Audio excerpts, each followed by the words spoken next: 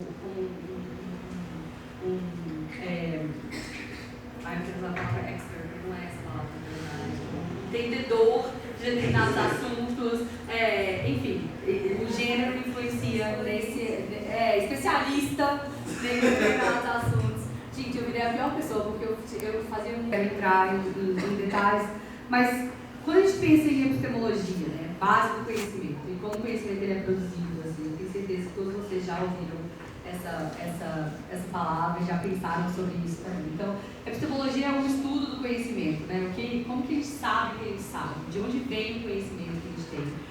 Como que é possível conhecer essa realidade que a gente vive? Isso é o que é entendido por epistemologia. Assim. E existem, pode passar o slide, e existem, assim, diversas maneiras de conceptualizar correntes epistemológicas. Assim, né? Esse é só um exemplo que, para mim, é simples o suficiente para localizar o feminismo como metodologia e para entender o que eu estou dizendo quando eu estou falando de metodologias feministas. Assim.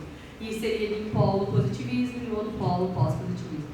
E o positivismo como essa tentativa de ser sólido, de ser real, de ser pautado no mundo natural, em que os cientistas buscam conhecer regularidades e achar relações causais no mundo social também, com os métodos que vêm das ciências naturais e tentando aplicar isso nesse mundo social. Então, esse reconhecimento do conhecimento científico como o único possível para que seja capaz de compreender a realidade, assim, uma valorização da neutralidade. Então, o conhecimento ele tem que ser neutro, ele tem que ser possível de ser controlado para determinados fenômenos, e essa neutralidade ela é importante. Ela tem que ser prezada, o pesquisador ele consegue se afastar da realidade que existe para poder fazer a pesquisa, então ele se afasta do objeto de estudo, né? essa ideia de que isso é possível, assim, se afastar do seu objeto de estudo para pesquisar aquele objeto objetivamente, neutralmente. Assim. Enfim, e esse era o paradigma dominante das ciências sociais até os anos 80, assim, que era essa perspectiva mais de estatística, e tudo é número, e tudo é objetivo, e tudo é neutro, e tudo isso. E aí você tem o pós-positivismo, que na verdade é uma grande categoria de inúmeras outras perspectivas, assim, que vem justamente argumentando de que existem diversas possibilidades de conhecimento, existem diversas possibilidades de conhecer o mundo. O conhecimento científico é apenas uma forma de se conhecer o mundo, né?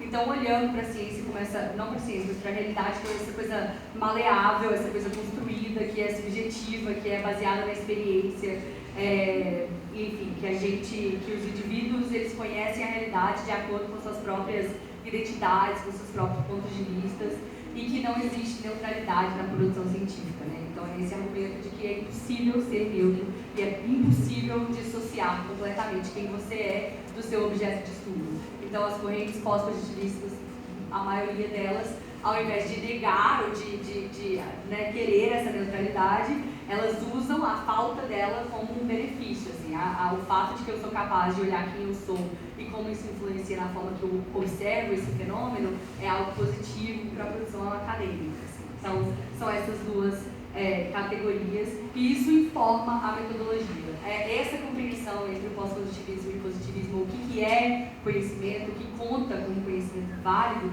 influencia nos métodos de investigação, influencia em como a gente vai escolher olhar para determinados fenômenos e para determinados objetos de conhecimento, digamos assim, né? Quais são os métodos mais adequados para se olhar para determinados fenômenos e determinados objetos. E nesse contexto que eu queria falar um pouco, finalmente, depois de todo esse poder, das metodologias feministas, e o que são, e o que eu entendo ser as metodologias feministas. Assim. Porque o feminismo, ele, além de trazer conceitos e teorias fundamentais para como a gente vê a ciência hoje, ele também desenvolveu a sua própria forma de se fazer ciência, assim, ou um próprio modelo de se fazer ciência, assim, nessa década final da década de 70, década de 80, assim, que ficou conhecido como conhecimento situado ou saber localizado, assim, em diferentes traduções. Mas essa ideia de que a realidade que a gente conhece, ou o mundo que a gente conhece, ele é subjetivo, assim, ele é construído ele é construído socialmente e ele é composto de múltiplas perspectivas, assim. Então, realmente, sendo bem-vindo a essa complexidade da vida que a gente vive e questionando essas ideias de neutralidade, questionando a possibilidade de universalidade na ciência, demonstrando o quanto a ciência foi marcada por visões machistas, né? Tipo, se você olha, por exemplo, para medicina, né? Quantas doenças são entendidas apenas dentro de um paradigma do homem, assim, elas não são adaptadas para entenderem como elas acontecem no corpo feminino, como a ginecologia, por exemplo, é extremamente atrasada em comparação a outras áreas da medicina. Então, reconhecendo tudo isso e fazendo um argumento de que há uma necessidade de transparência e de autorreflexão sobre o lugar social ocupado pelo pesquisador e suas convicções nesse processo de produção do conhecimento. Também, eu acho que pode passar o estado. Nossa, muito à frente do lá atrás, meu Deus.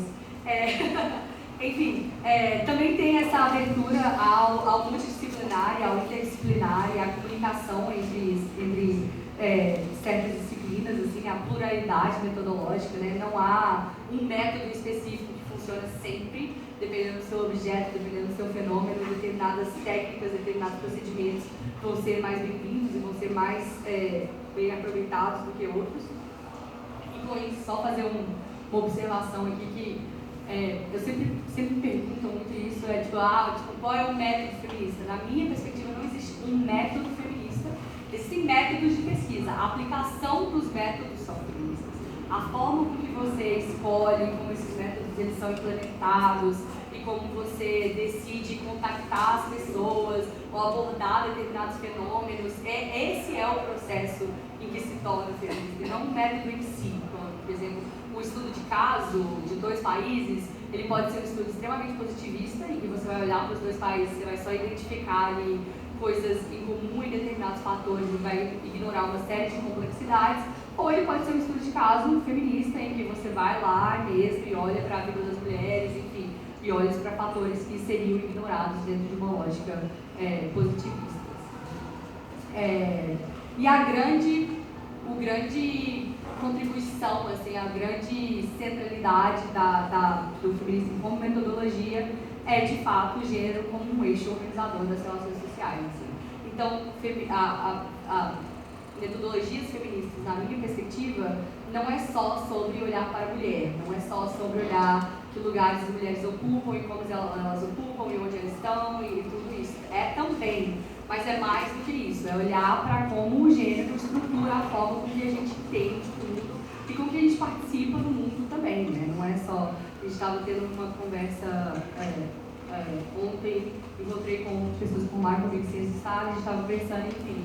Uma das atividades que eu faço na minha sala é com inteligência artificial, por exemplo. E semestre passado eu estava dando uma aula de gênero e esportes.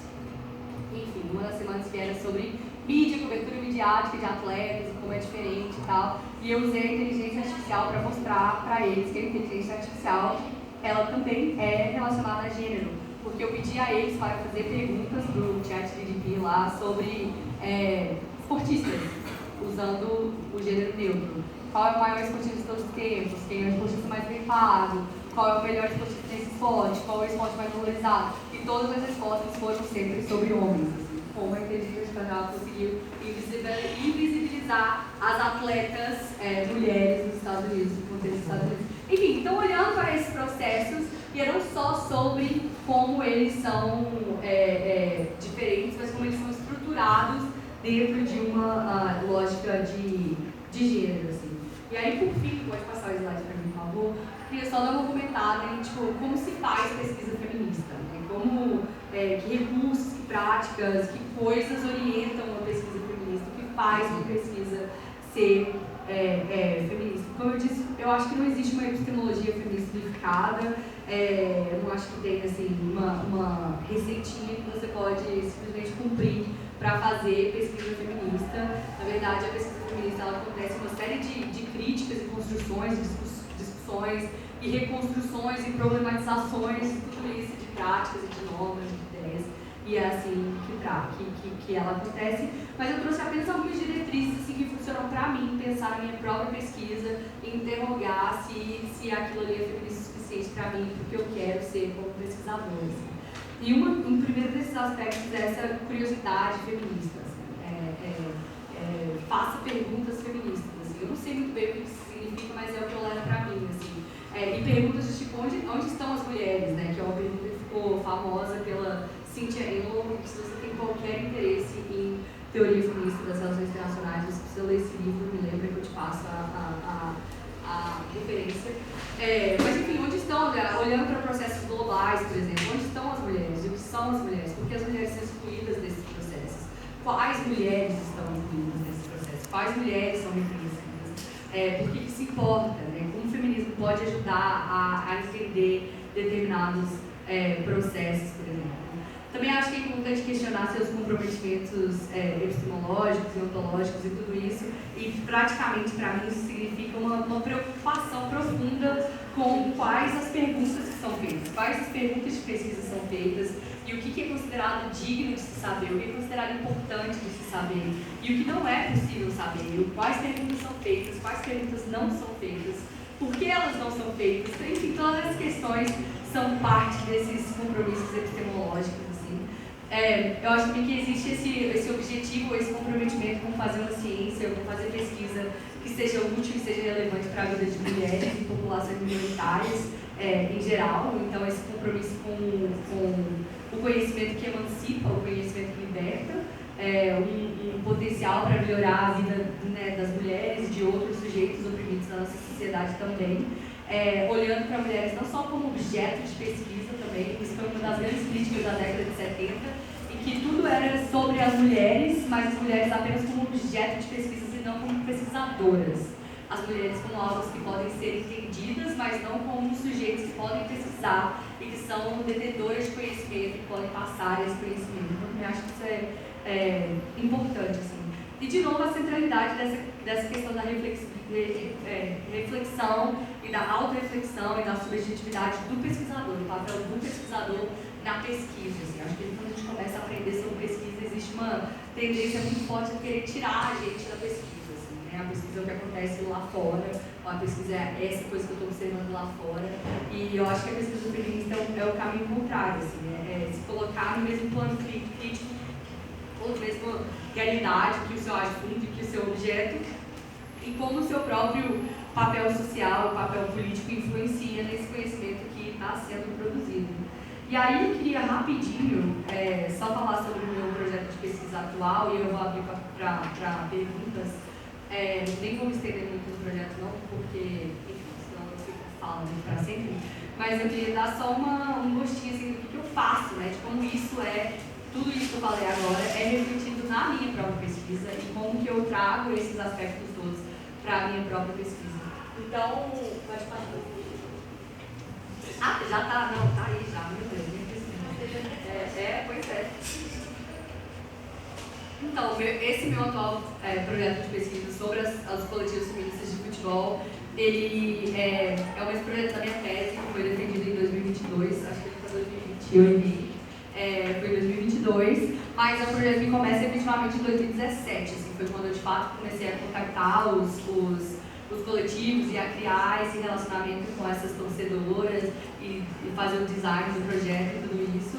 Mas para minha tese ela foi feita online por causa da pandemia, eu não consegui fazer pessoalmente, então eu fiz as minhas entrevistas online, eu fiz um trabalho de arquivo.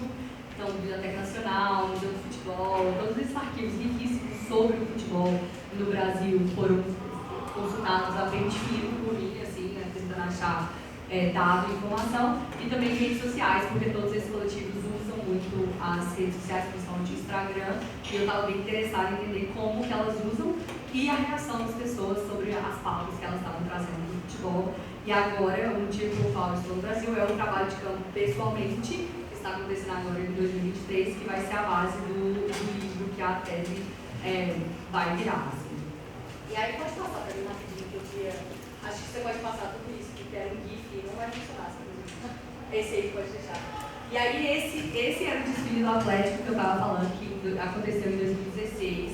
e aí tinha essa grande diferença. Era um GIF, você conseguia ver melhor, mas em PDF aí não tem GIF mais, mas você pega a ideia de que existia uma diferença muito grande na forma que os homens, os modelos homens e as modelos mulheres estavam vestidas nesse desfile, assim, né? Então, os modelos masculinos com o uniforme completo, e com a bandeira, completamente vestidos, o short, a meia, tudo isso, enquanto as mulheres estavam usando uma camisa com biquíni, salto alto, maquiagem, no máximo uma bandeirinha ali para cobrir alguma coisa, ou não. Enfim, isso gerou uma grande revolta entre as fãs atleticanas, que gerou uma grande reação online, assim, principalmente no Twitter, para mim foi muito interessante na época, em que elas conseguiram se juntar e escrever uma carta online com o argumento de que esse desfile ele reforça essa ideia de que as mulheres não pertencem aos espaços do futebol, a não ser que seja para o entretenimento masculino. Esse era o argumento delas. Isso é a prova de que a mulher, quando ela é incluída no espaço do futebol, ela apenas está lá para servir o interesse e o desejo masculino. Assim. E aí, enfim, né, apontando também como isso estava sexualizando excessivamente o corpo masculino e contribuindo para a cultura do estupro, que é tão prevalente numa sociedade como a nossa. Né? Então, enfim, questão de horas depois do desfile, elas conseguiram se mobilizar, escrever essa carta aberta que foi circulada na ESPN na época. Isso, acho que pode passar, acho que eu tenho um trecho da carta, que é difícil de achar, inclusive ela não está mais disponível, assim, mas realmente, tipo, cobrando do clube essa postura de que não adianta me dar flor no Dia das Mulheres ou comemorar o Dia das Mulheres e quando você vai celebrar o sucesso do clube ou começar uma temporada, é assim que as mulheres são identificadas dentro do clube. E ali, para mim, foi uma mudança paradigmática dentro do Atlético, assim, e eu diria do futebol, para ser sincera, em que os clubes perceberam de que eles não estavam mais em um contexto em que eles poderiam fazer qualquer coisa e que quando envolvia a mulher, principalmente, eles precisariam ter uma postura mais responsável, assim, né?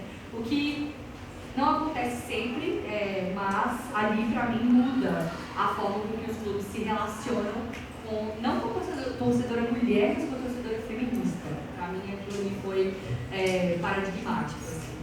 E aí pode passar mais dois, eu acho. Isso. Aí só um detalhe da grupa, que enfim, foi os começos.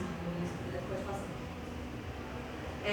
Acho que não tem nada, é só eu falando mesmo. Mas, enfim, uma das coisas que eu fiz no meu trabalho, que vai estar no livro com certeza, é essa história, esse processo de olhar para a história do futebol como uma história política.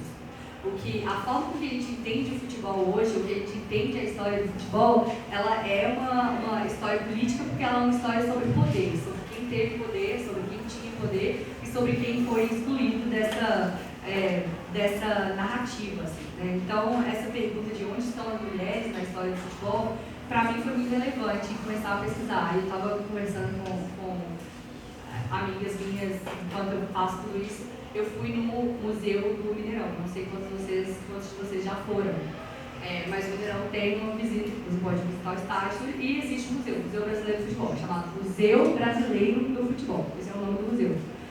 Não tem uma jogadora mulher no museu, não tem nada, a mulher é completamente excluída do Museu Brasileiro do Futebol, não tem nada sobre o futebol feminino, sobre jornalistas mulheres que cobrem futebol, sobre fãs mulheres que gostam de futebol, sobre pessoas que trabalham nos clubes que são mulheres, não tem nada dentro daquele museu sobre mulheres.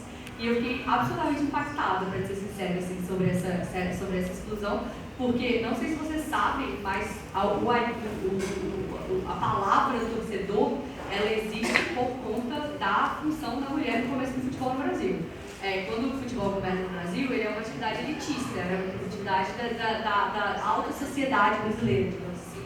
E as mulheres tinham essa função de estar na arquibancada torcendo as luvinhas ou torcendo os lencinhos que elas tinham e que eram tradicionais de serem usados na época, apoiando os maridos, ou os namorados, ou os pretendentes, ou tudo isso. E daí vem a palavra torcedoras. Então, as mulheres, elas sempre tiveram na história do futebol, elas sempre estiveram lá de alguma forma, seja como torcedoras, como jogadoras. O futebol foi proibido no Brasil por mais de 70 anos, o futebol feminino no Brasil foi proibido por mais de 70 anos, até a década de 70. E aí se fala dessa proibição como se mulher não jogasse futebol. futebol, mas na verdade existiam vários torneios, tipo, ilegalizados de futebol feminino, assim, na história. Enfim, essa é a parte do argumento, assim, a forma, quando a grupo aconteceu, grande parte da reação foi que, mas o futebol sempre foi assim, o que é uma mentira, o futebol não sempre foi assim, o futebol se torna assim, talvez na década de 90, que vem essa perspectiva mais machista, e eu acho que esse é um passo importante, porque se o futebol não foi sempre assim, existe uma possibilidade de se voltar para o futebol anterior, para mudar essa forma de torcer, né? Esse eu acho que é o meu grande argumento, assim, é um trabalho político para se mudar a forma de torcer e a forma com que a gente encara o futebol e inclui o futebol na nossa cultura e na forma com que a gente vê a nossa identidade no mundo, assim, de uma forma que seja mais igualitária, menos discriminatória e mais inclusiva de todas as pessoas, independente de gênero, sexualidade, raça e tudo isso. Então, eu vou deixar por aqui e quero perguntas, por favor, e foi um prazer dividir um pouquinho desse processo aqui.